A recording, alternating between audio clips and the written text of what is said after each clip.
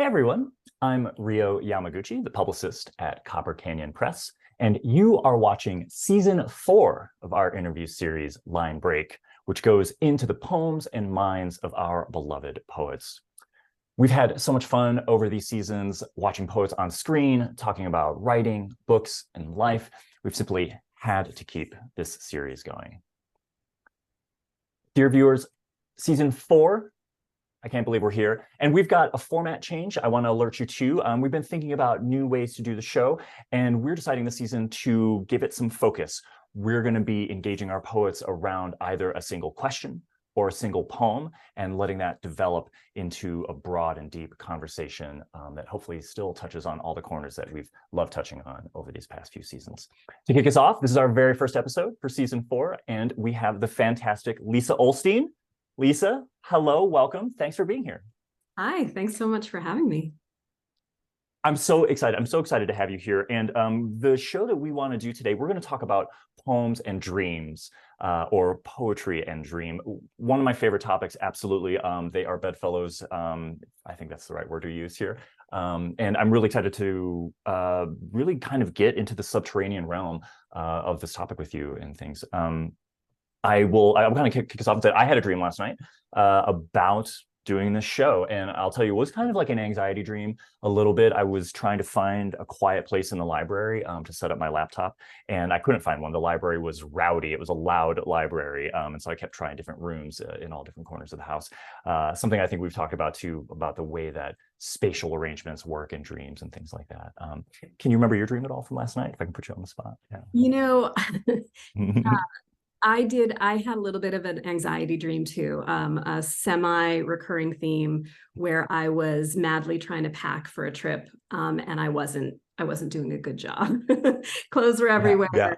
Preparations were not in place. And you're getting right at the heart of the matter so quickly, in some ways at least. I think that one of the things that is so interesting about the parallel lives of poems and dreams is that on the one hand, they are the two best examples of things that they're not about. Whenever we describe them to one another, we can sort of like in sympathy, sort of nod and share or be interested, but they lose so much of their magic, right? A majority of their magic when we try to describe them or gloss them or paraphrase them. And that's part of the sort of almost echo chamber or analog way that they operate for me, because poems and dreams are sort of, you can't separate out their parts. You can't separate out their content from their form, from their atmosphere and mood and images. And that's something that really, really draws me. So I'm fascinated by the fact that we have recurring dreams, repetition, and that we all have them in common, right? So I have it in common with myself. My packing dream is a variation on a theme that I've had, for years. Maybe your library dream is too. And then there are these ones like the dream of finding a previously undiscovered room or floor in your apartment or your house. That's a dream that so many of us in this culture share. And on the one hand, it's so deeply personal and idiosyncratic. And on the other hand, it's utterly common and shared. So I will cop to the fact that I don't love talking about the particulars of anybody's dreams, because I think it gets boring really fast. But I am so fascinated by the idea of these shared forms and by all the sort of elements that to me in a poem are made up by sort of the craft elements of a poem, the sound and the rhythm and the momentum, the way time operates, the image systems that to me kind of exist in parallel to what create the form and logic and movement of dream. Yeah, that's so wonderfully well put, and I think you're touching on things that we kind of had in sort of our preliminary conversations about this conversation we're having. I love not about. I think that's such a great way to put it. I think in previous seasons that we've had a Line Break, poets touch a lot upon the idea that a poem doesn't describe as much as it enacts, and I think you are talking really about the sort of material reality of that statement, which is that poems cannot be considered apart from their form or the mood, the images, the quality of image, the way an image is relayed. All of that is the about part of the poem, in sort of non-descriptive ways, in enacting or engendering ways, and things. Yeah. I believe that really fiercely. It's sort of a very fundamental sort of element of my relationship to poetry. And in this particular collection, so I think that's always true. And then here I was sort of very aware of leaning into this parallel form of dream logic and dream form as a way to think about what I might manifest or emphasize in that enactment that you're talking about, in this attempt to, on the page, actually create an experience rather than just describe one or report on one. Yeah, I think that's fantastic. And I knew, like, also coming into this that, well, you had said something earlier, again, in our sort of preliminary conversation, that that this wasn't a project that was necessarily describing dreams that you had. It wasn't influenced necessarily by dream research. We put look at me, I'm already blowing our moratorium on Freud here, but we said we're not going to talk about Freud in this. I am the publicist and I have to publicize that the collection we're talking about is Dream Apartment. And the apartment part, I think, is equally important. I'm going to hold this here for everyone who's centering it. I love this image also because it has this sense of interiority. We're looking out the window into the world, out of the window from our consciousness or our dream consciousness. And I think that's really beautiful. And I don't want to be lost in that sense. I think sometimes when we talk about dream, we can be overwhelmed by a kind of allegorical sensibility around them. Let me ask quickly, though, as you were talking, I was thinking about the idea of like dream dictionaries, that will sort of, you could look up a dream you have and it'll, a dream about drowning is really about a fear of the unconscious. A dream about falling is really, a fear of, control and having no control. Do you buy that? Do you buy dream dictionaries? Yeah. I mean, I'm interested in them as artifacts. I'm interested in them in the same way that, like, if I'm reading a poet in translation, I want to line up, if I have the opportunity to, I want to look at the same poem and line up 5 different translations of it so that I understand the context that it's coming from. I just don't think there's an absolute truth. I'm very interested in dream research, but I think maybe from slightly more bird's eye kind of point of view. So I don't think that anybody has a lock on the truth. I think that it's always a kind of divination. And some people have produced, or some traditions have produced, more or less interesting kinds of codes or approaches to that divination. And I think sometimes they resonate with us, and that's great. But the idea that there is a way to unlock an absolute truth around dream symbology or anything like that, I think is silly. I think that's human folly. I think that's hubris. So it can be very interesting, and it can be a tool among tools or something like that. But that is in no way what I was attempting to pursue kind of in these poems, or in my thinking about what makes poems and the way they inhabit form or time or space or affect as parallel to dreams.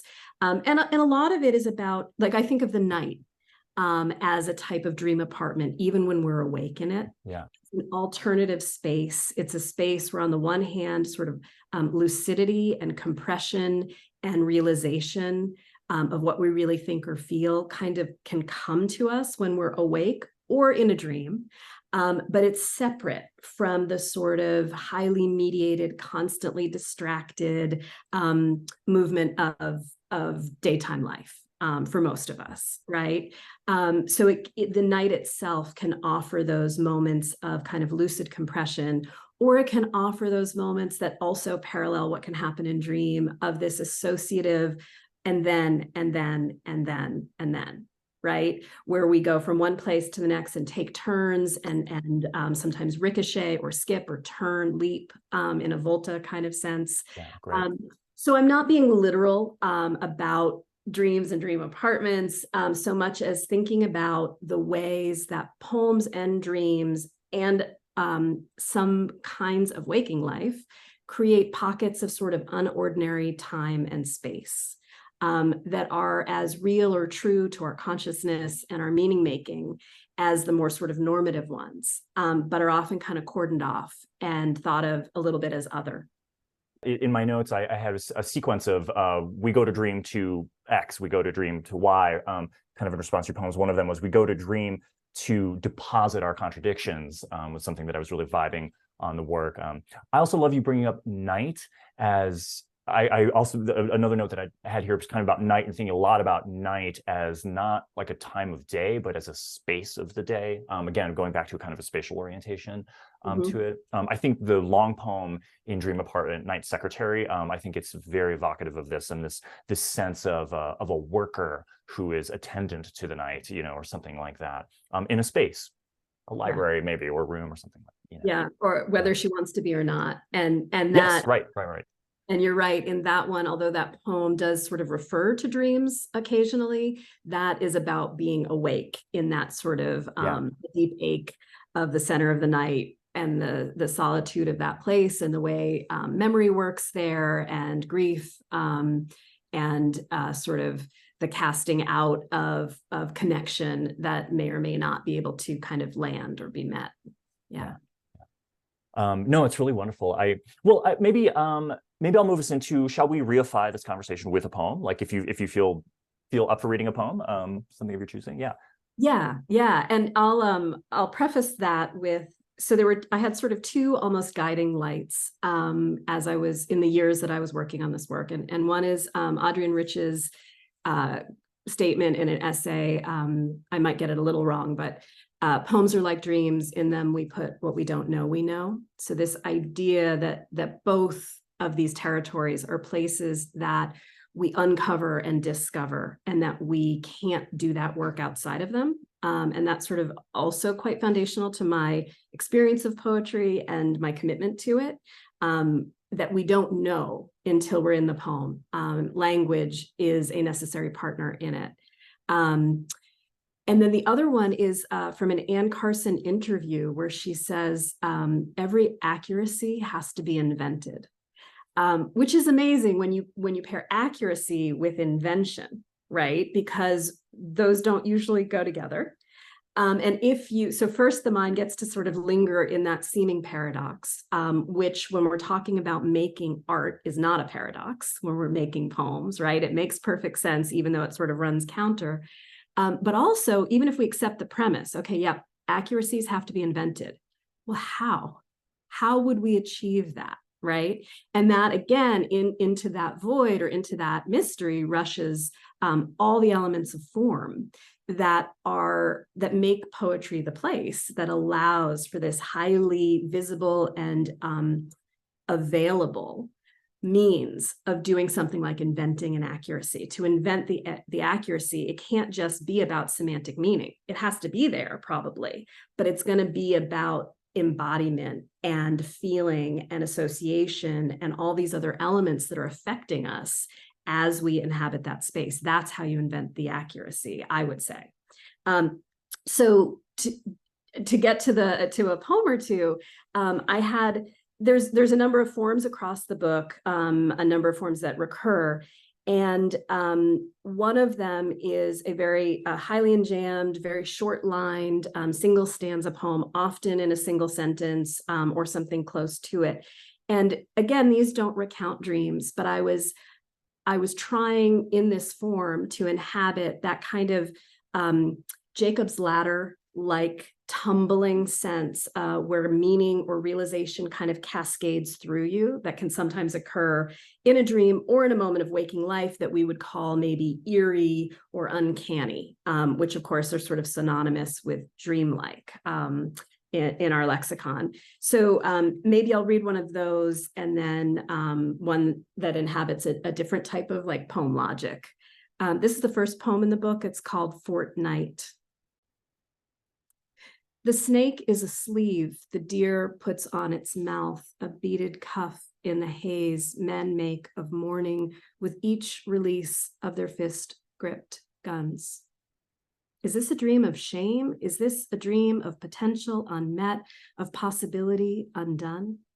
School, no pants, brush, no teeth, podium, no poems, open door, all wall. Dear monster, None of the guests we invited arrive. In the darkness, no lion comes.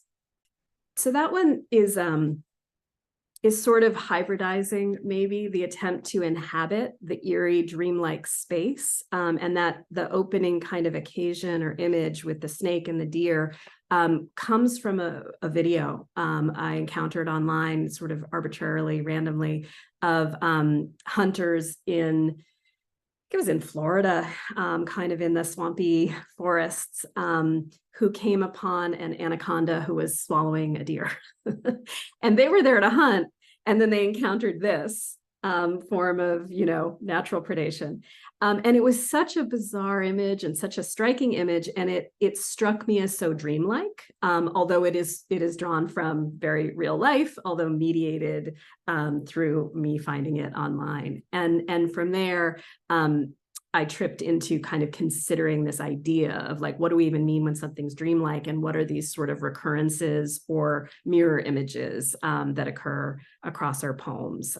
So it's a little bit of breaking the bottle of champagne on the prow of the boat to start in that place. Let me very quickly, just for readers, because you're talking about the kind of layout of the poems, and I think the structure is really important. I just kind of want to show what this sort of columnar, this very thin column, looks like on the page. I think it's quite lovely and elegant, and lots of references to that elsewhere. Yeah. Thank you, Lisa. Yeah, and then I could read maybe a short poem that's inhabits this other sort of more associative dream logic type of space. Yeah, please. Yeah. Sense. Okay, so this one's called Great Question. When I say seeing you again really opened me up, I mean like a hatchet to the chest I keep hidden in my chest, stuck drawers near the heart. Little lathe, long past, do you remember? After years of careful study and even more studied looking away, having retraced the memory palace from the unfinished novel of what lives and lives and lives and still lives, wherever it is, flint meets spark in the dark. Hot orange here, then gone, low and slow, a smoldering field, a controlled burn. Yes, I remember. Finally, I've located the girl, the bend, the night, that series of precise and fumbling distances that set our bodies in motion across thousands of other nights. But from these forensics, I've gleaned no wisdom, only wish, sorrow, sorrow, wish. Nothing at all about the ox I am or my cart.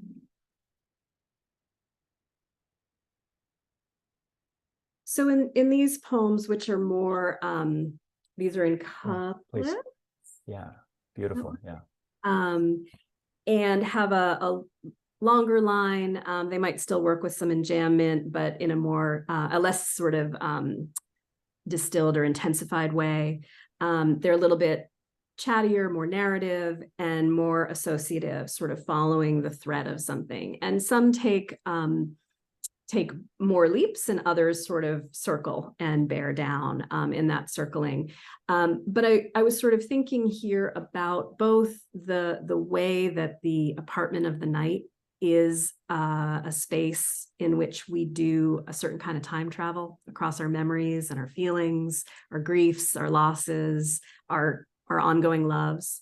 And then also that, as I mentioned earlier, that more associative type of dream where, they tell us our dreams are like 3 seconds long, but I don't believe it. I can't believe it. Some of those dreams feel like novels, right? They just keep unfolding, and they have these, you think, oh, here's where the story ends, and then some new direction or some new association propels it forward.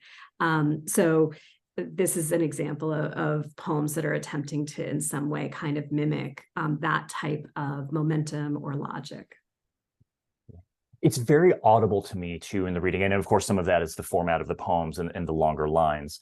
But what's also audible to me is kind of sort of what you're saying, that there's this associative quality which kind of feels, it's almost almost like a call of a siren. It lures you like kind of more deeper into the recesses of its own manufacture, of its own invention, to coin on that. And I think it's really wonderful. And I do think that, I mean, it's really great to hear both of these poems side by side, to be able to hear in juxtaposition the logics themselves, the different logics that are at work. Going back to the first poem you read, the opening one, and thinking of the Jacob's Ladder, and something that, well, as you were kind of saying, maybe sounds more sequential. Maybe I'm just keen to tell you that the word of the day today was a word that was new to me, seriatim, which is just in a series, one after another. It's just a fancy way of saying sequential. A lovely way to say it, I think. But thinking of logic and sequence and things, and well, this brings me to something that I wanted to talk about a little bit, in this idea of fallacy, because fallacy comes up so much, also in Dream Apartment, and you're interacting with it. And let me show also, let me see if I can find it quickly here. I would say I'll use the word concrete poems in a way. So here's 32, and this is from Night Secretary. This is right smack in the middle of Night Secretary. But here are the fallacies that are listed in this kind of amperoll kind of shape here. I love looking up the No True Scotsman fallacy. That was annoying to me to look up. But I kind of want to pick your brain a little bit about dream logic. So let's just create a sort of a triad here. So there's dream logic, and then there's poem logic, and then there's fallacy logic. And I'm sort of curious if you can describe in fallacy logic, or what kind of intervention maybe these dream poems have with the idea of fallacy. What's the critique of fallacy? Well, I think that if we're talking about logic ever, and I love to think about logic, I think it's fascinating, just like our dreams fall into certain forms or recurrences individually and collectively across our culture. Logic is also essentially an invented form, right? It's a way of thinking through that feels sort of organic or original, but in fact is often shared, received.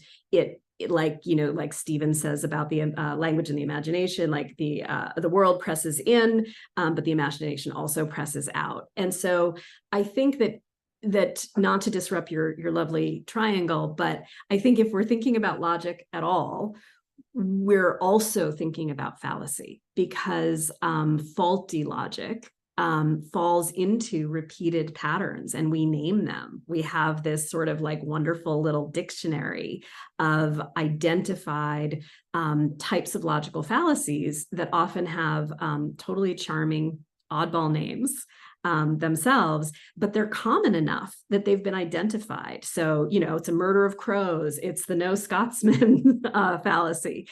So we think in any given moment that we are coming up with our own idea or way of thinking through something. But in fact, we're often inhabiting forms that either we've inherited or that we all, or many of us, tend to reach for or shape ourselves into. And so that's sort of my fascination with it. I think that there's like a surface level language and language play and thought play where I just find the names of them fascinating. I love looking them up. I can never remember them consistently. I always sort of have to go back. And a Texas sharpshooter fallacy, so there's a level of play and pure sort of sonics. But also there's this fascination with this, what feels inevitable or original or newly created, but is in fact shared and maybe inherited, or at least common in terms of our impulse. And that's not to put it down. It's just to say that's fascinating to me. No, that's wonderful. And I it's, well, thinking about the Texas sharpshooter, I would say that I think our world presents it as more sinister than it is. It's actually kind of a comical fallacy, I think, of this, drawing the targets around where you've hit. And I bring that up because I think part of this whole thing, part of this whole dynamic also is this idea that we are fed these fallacies ad nauseum, ad infinitum, every moment of our day. I mean, thinking about, it's funny, listening to you describe the anaconda story of watching a video online somewhere, and I was like, oh, it occurred to me that just the speed and rapidity of media consumption that is all of us have, that's its own kind of subconsciousness, right? That's its own dream world. We're going to remember that anaconda, But the idea that we're fed this fallacial, if I'm saying that right, I want to not get that wrong, language sort of all the time, and so that the dream place, the other word I had here was that we go to dream as a safe agon, as a place where we can confront and dismantle some of this language that I could say that impedes us, that we are attacked by in lots of ways. I mean, it was election day yesterday. I mean, it's, the density of discourse, of political discourse, and all of the fallacious logics that it interacts with is something that it's kind of our psychic burden, that we have to deal with. We need literacy in it, right? And maybe the poems give us that literacy, or at least that's my belief. Yeah, I mean, that very much resonates with me. And I'm thinking about I took a film class in college. And so this is going back some decades. And this is pre-internet, at least for the common man or woman.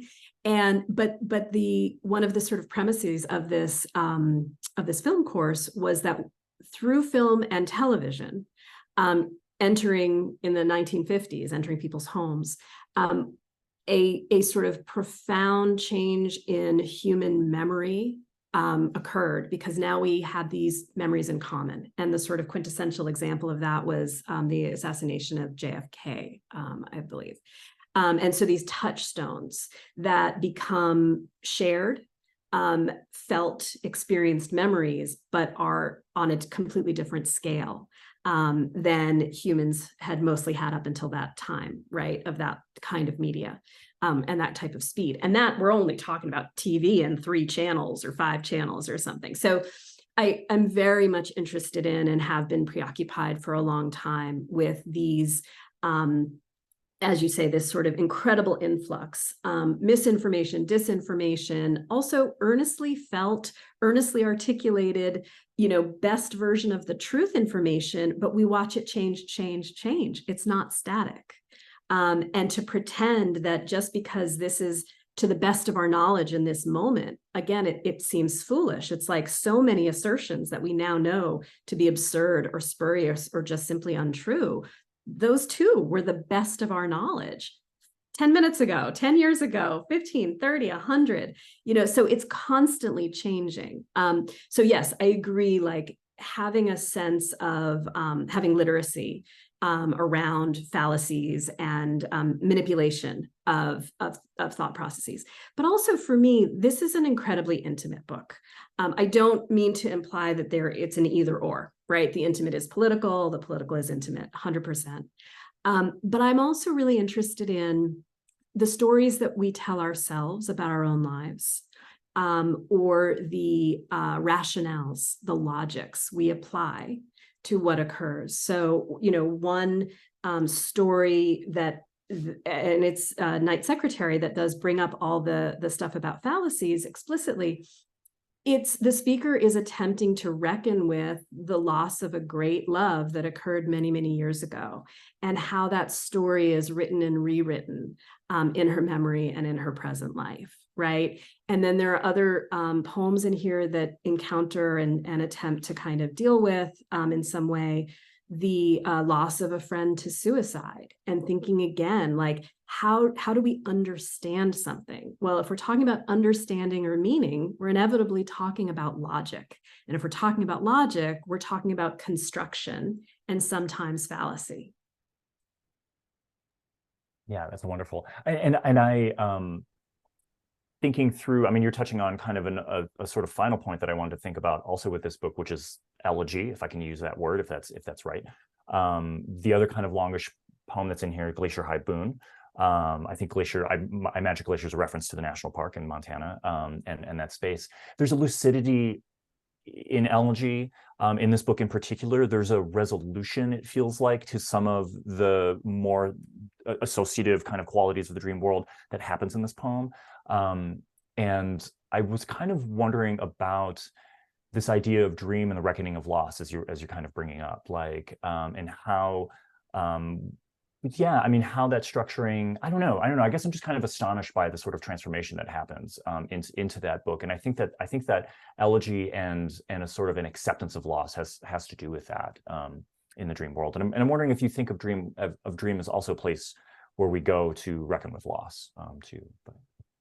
That does seem inevitably true to me. I imagine we sort of each do it differently, but dream spaces and poems, right? We put in them what we don't know, we know, do seem to be a place where, it's like in our waking, conscious, ordinary minds, we can worry a certain thing. We can turn it over and over and over and over again and spend weeks or months or years on it. And then something comes to you in a dream or in a poem, and in an instant, it gives you better information or a clearer understanding or a movement in something that was otherwise so stuck that the conscious mind wasn't able to kind of move beyond. So I do think, our lost people come to us often in dreams. Our past selves come through in dreams. Sometimes they do have these oracular senses or ways that seem to show us ways forward or doors that open. I also, there's one sort of like the science of dream, not the young Freud type science of dreaming, which again, I'm not against. I think it's super interesting. But like a more neuroscience, there was a study that essentially described sort of a neurochemical process that would occur. I think it was looking at folks with PTSD. And that often we've looked at recurring nightmares as a sign of sort of being stuck in trauma. But in fact, on a neurochemical level, through the repetition of a nightmare or traumatic dream, the brain is actually learning to live with something, and that the neurochemical experience evolves over the lifetime of the dreaming. Not in one night, not in one dream, but over time through dreaming, which is sort of parallel. I also read, I don't know if it's still considered true, but tears release their chemical makeup of tears that are not out of irritation from like wind or foreign object, but out of emotion.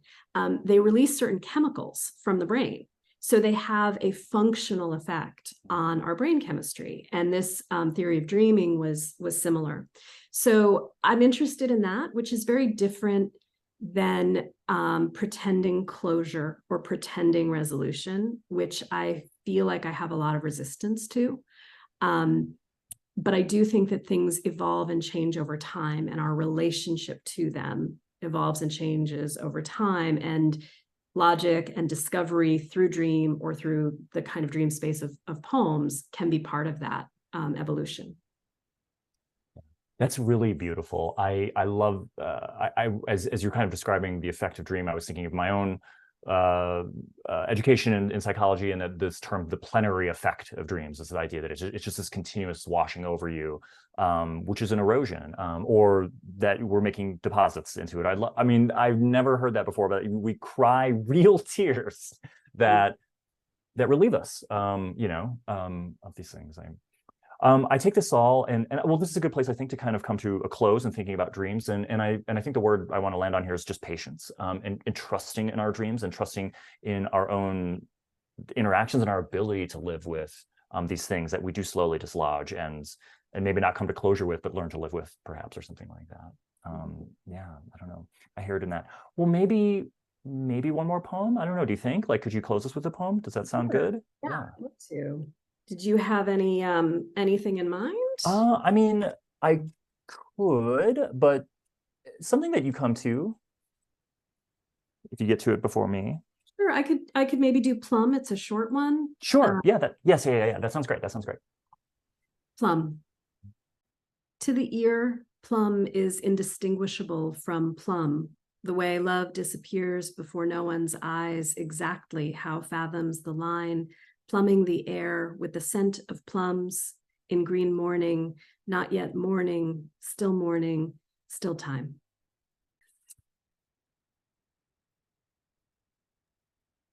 Thank you, Lisa. I think that does beautifully assert the sentiment that the stillness, we're still here, and I think that's really beautiful. Well, thank you so much for joining me today in this conversation about dream and poetry. I think we were able to touch on quite a lot in rapid time, in the 3-second duration of Real Dreams, right? I think so. Perhaps that's what it was. It was a pleasure. Thank you. Yeah.